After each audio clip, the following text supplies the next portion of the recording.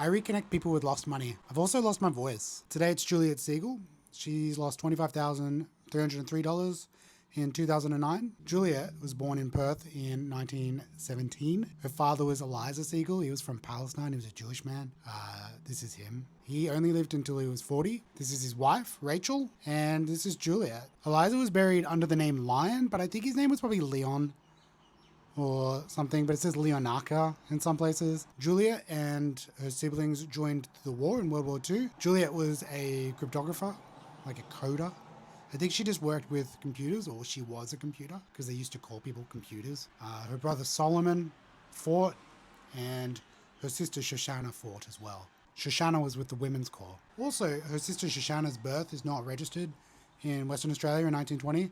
Everyone seems to think she was born in 1920. She probably was born in 1920, but nobody's written it down. That's a mystery that I am not going to solve. After the war, Juliet lived by herself. She first lived in Melbourne, and then she moved to Sydney in the 60s, Rose Bay, and that's where she stayed for the rest of her life. She passed away in 2008.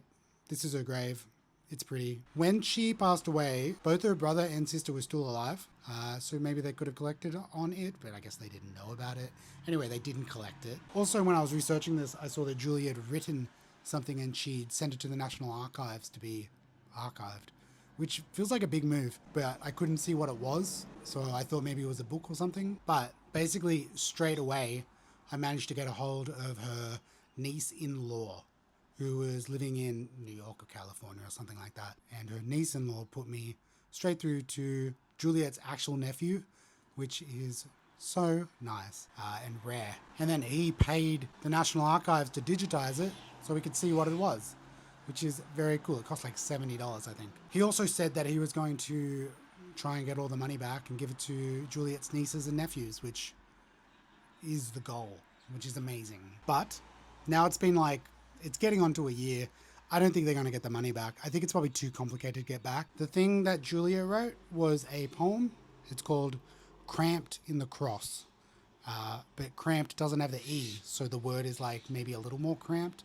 I think that's her intention. But just as I was making this, I realized there was another poem called Lost, which I'm not going to email the guy and get him to digitize it. So yeah, hopefully their money is behind the scenes, slowly, bureaucratically getting back to the family.